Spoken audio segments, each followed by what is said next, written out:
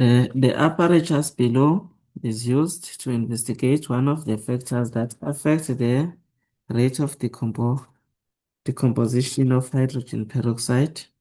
The balanced equation for the reaction is H2O2 producing H2O plus oxygen. Two experiments are conducted. The reaction conditions are as follows. Experiment 1, 50 cubic centimeter of hydrogen peroxide is allowed to decompose at 30 degrees. Now, experiment 2, 50 cubic centimeter of hydrogen peroxide decomposes at 30 degrees in the presence of copper oxide powder, CuO. Now, this one is a catalyst. So, experiment 2, hydrogen peroxide to decompose in the presence of a catalyst. We have a syringe, graduated syringe. This one is, then we have a conical flask. Bayokubuza ngelinye ilanga ukuthi yiphi apparatus esingayisebenzisa to measure the volume of a gas produced. Noma yimaphi ama-apparatus ashodayo la. Kwesinye isikhathi i-stopwatch asikho la. And si-measure i-rate of reaction, stopwatch siyasidinga. Kodwa nje nama-apparatus, fanele niwazi lama-apparatus la. Ne-conical flask fanele niyazi. Ama-apparatus esiwadingayo lawa. Now, they say for this investigation, but before siya nje kwi-investigation, ngapha ku-experiment 1 niyabona ukuthi bafaka u-H2O2, ngapha bafaka u-H2O2 plus ubani? CuO, okuyini? Okuyi-catalyst. Now, ukhumbule phela uma bethi in a present of a catalyst, in a present of CuO, kodwa u-CuO engekho lapha kwi-equation. Nalokho kufanele kukutshela into okusho ukuthi leya ne-catalyst ngoba akekho involved kwi-chemical reaction, but bathi ngesikhathi u-H2O2 efakwa la ubekhona. So wayenga-react-anga no-H2O2, shuthi ubeyi-catalyst, akekho involved kwi-reaction ngoba kwi-chemical equation akekho. The results of the investigation are summarized in the table below. For experiment 1, total volume of oxygen gas produced beku 0,4. Time taken for a complete decomposition beku 12,3 minutes. Very important. Sebenzisa ama-minute la. So sizo-check ukuthi i-rate yakho bayifuna kuma-minute na. Experiment 2, the total volume of oxygen gas produced was 0,4. Time taken for a complete decomposition, 5,8 minutes. Now, for this investigation, write down the function of the graduated cylinder or syringe. So, siyisebenziselani i-syringe? Khumbuleke, kuzofomeka ama-bubbles la. As i-gas iproduceka, kuzofomeka ama-bubbles. Ama-bubbles akhombisa i-gas. As kufomeka ama-bubbles, i-syringe le izonakhuza i-plunger izomove ishone le, bese la sibona i-volume i-increase, i-volume ye-gas esiyenze njani, esiyi-measure-ayo noma esiyi-collect-ayo ngale graduated cylinder. So sizo-measure the volume of a gas produced using this one. Sizo-measure a volume of a gas produced, graduated, or we measure the volume of oxygen produced. Amanye amagama, to be specific. Write down the function of copper oxide. So copper oxide usebenze as what? As a catalyst phela. Umsebenzi wakhe is to speed up up the reaction or the rate of reaction. So end up or increase the rate of reaction or speed up the reaction or simsebenzi as a catalyst. Now, how will you know when the reaction is completed? Uzokwazi ngani ukuthi reaction yethu isiphelile? Ngoba la kuna-graph la i-graph yethu isiqondile isi-flat isho ukuthi i-reaction iphelile. Sizokwazi ngani? Angithi i-reaction yethu uma ngabe isaqala sobona ama-bubbles amaningi efomeka laphaya. As isikhathi sihamba sobona ama-bubbles eba mancane eba mancane until engabe sababikho ama-bubbles. Or ama-bubbles lawa akhomba ukuthi i-gas iyafomeka, a gas is being produced. So if i-reaction yethu isiphelile sobona ngokuthi no more gas or bubbles produced. No more gas is forming or bubbles produced. Awasekho ama-bubbles laphaya akhombisa ukuthi i-gas iya-forming. Sobona ngalokho ukuthi i-reaction yethu iphelile. Write down the independent variable for this investigation. Okay, siya-check-a kwithebula lethu. Sine-volume and i-volume ayishintshi. Isikhathi ngeke sithi independent variable. Yes, siyashintsha isikhathi. Sishintshiswa yini isikhathi? Yini le yenza ukuthi kushintshe isikhathi? Ingaze kukhulunywe nge-temperature, ingaze kukhulunywe nge-volume, ingaze kukhulunywe nge-concentration, ingaze kukhulunywe nge-surface area. Yini le yenza ukuthi u-reaction 2 asheshe aphele while lo ethathe isikhathi esiningi? I-catalyst. That is the catalyst. I-catalyst uma befuna uyibone uzobona ukuthi isikhathi sakhona sisheshe siphele. Then use the collision theory to fully explain the difference in reaction rates of experiment 1 and experiment 2. Usuzosebenzisa ini i-catalyst.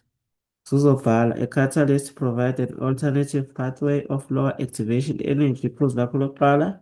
Elesibili, more molecules have sufficient or enough kinetic energy. Iphuzu lesithathu, more molecules have nothando.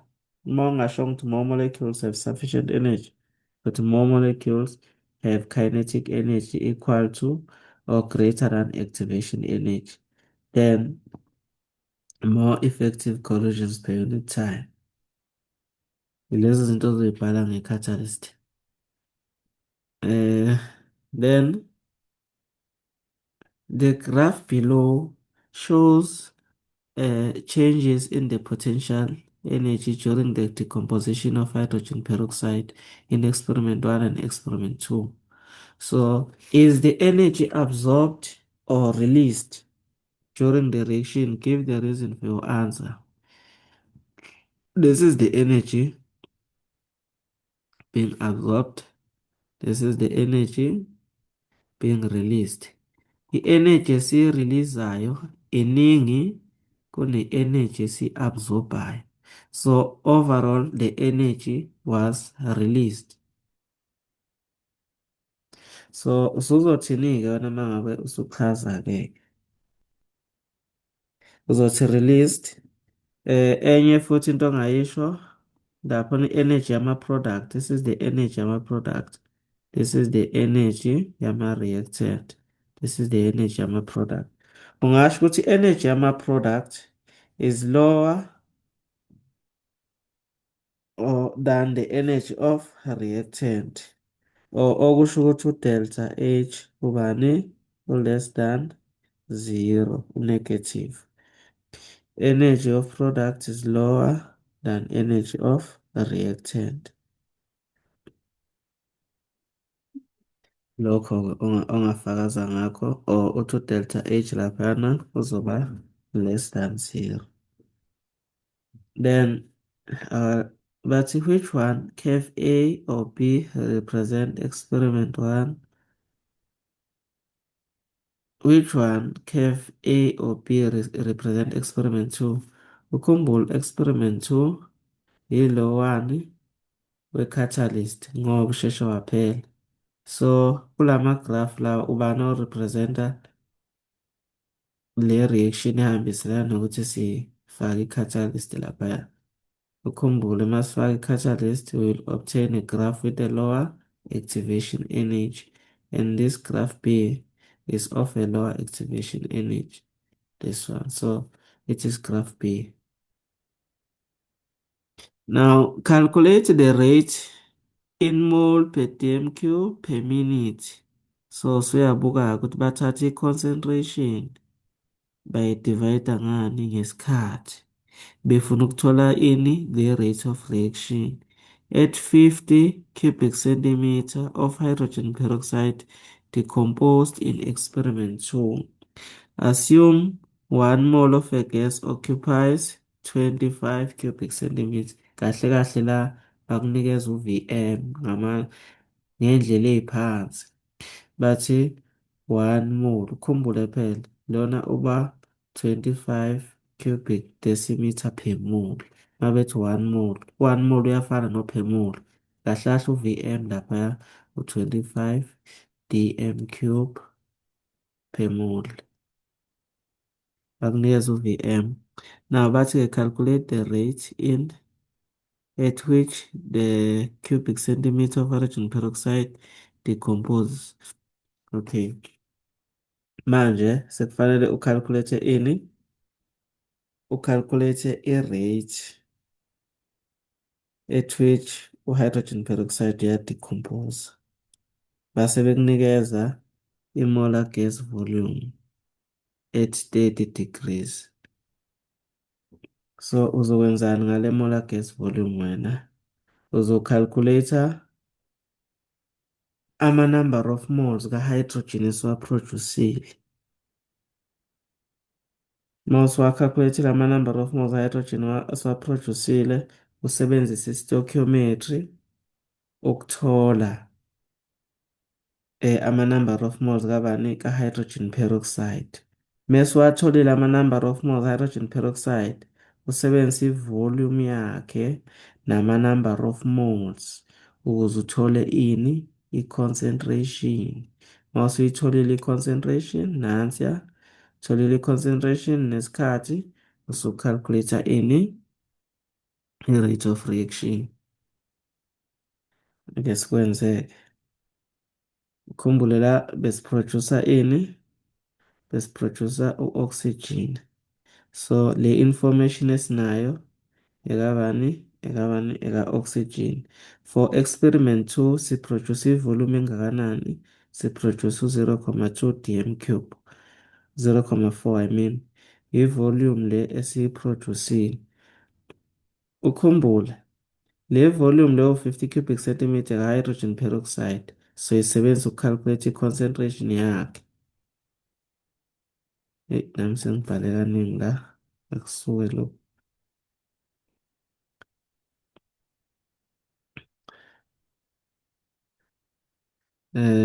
Let me write down all the given information so that iba clear le nto le.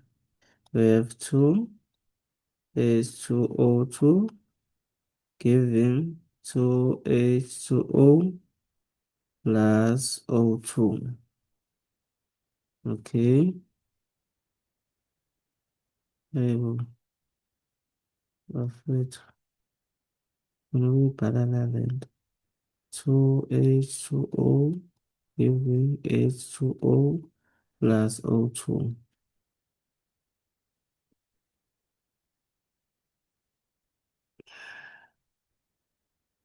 Yes. Now,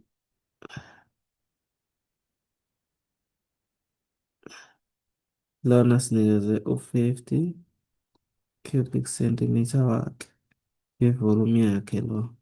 Sidinga thina ini? I-concentration yakho ukuze sicalculate ini?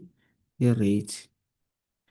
Ngapha siproduce into engakanani? Siproduce i-volume of 0,4 dm³. Sanikeza ne-molar gas volume kwaba u-25 dm³ per mole. So sifuna i-rate yalo ukuze ukwazi ukuthola i-concentration. Fanele sithole ama-number of moles ka-oxygen, Using a stoichiometry, sithola ama-number of moles ka-hydrogen peroxide, then we find the concentration, then we find the rate. Now, number of moles of oxygen is equal to volume over molar gas volume 0,4 divided by 25. So total the molar gas volume being, excuse the number of moles being 0,016 mole. Then stoichiometry H2O2 is to O2. 1 is to 2. Number of moles 0,16. Ngapha ubani? U-X. Then X wethu uzoba 2 times 0,016. Number of moles of hydrogen peroxide uzoba ubani? 0,032 mole. Now we have the number of moles of hydrogen peroxide. We can find the concentration. Loya fanele simdivide ngo-1000 aye kuma-dm cube. Kuzoba 0,05. 0,05 ish 0,05 dm cube. So i-concentration yethu sebenzisa iformula esiyaziyo. Concentration is equal to number of moles over volume. Number of moles 0,032, volume 0,05. It's either we divide by 1000 or we times by 10 to the power of minus 3. 0,032 divided by 0,05, which will give us 0,64 mole per dm cube. Now we have the concentration. We can find the rate of reaction. The rate of reaction, use different color. A rate change in concentration over the change in time. Can say C final minus C initial. Uma siyirobha bafowethu sizovele sithi 0,64 divide by isikhathi bathe per second, ne? Bathe per second or per minute. Let me check ama-unit. Bathe per minute, so ngizosebenzisa isikhathi njengoba sinjalo. Ngizosebenzisa 5,8. 0,64 divided by 5,8 kuzoba 0,1103 mole per dm cube per minute. Okay, ukuyicalculate ngendlela e-proper. We have to analyze it properly. Siyikhulumise ikhulume lento le. I-rate of reaction masiyi-calculate is equal to, since lo we-reactant kuzoba no minus la, kube change in concentration over change in time, minus bese siba no concentration final, concentration initial, T final, T initial. So concentration final lo uzogcine u-0 ngoba uzophela ngoba since uyaproduce lapha uzohamba hamba phela. Concentration final initially ube uba i-concentration yakhona ube u-0,64. Now T final so gcina sino 5,8 kodwa iqala i-reaction beku-0. Ingakho-ke lo negative naloya negative bazomultiplyana sigcine sithola lo 0,1105 mole per dm cube per minute. Okay, that is how it is done. Khumbula ngaso sonke isikhathi i-rate of reaction must be positive. If usikalkulate i-rate of reaction using ama-reactant, sifaka u-negative. If usikalkulate ama-product, sifaka bani? Positive. Ngaso sonke isikhathi i-rate yethu kufanele kube positive.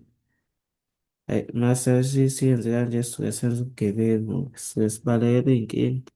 Sazi noma kwesinye isikhathi bayamakha yini noma abamakhi, kodwa nayo indlela eqondile.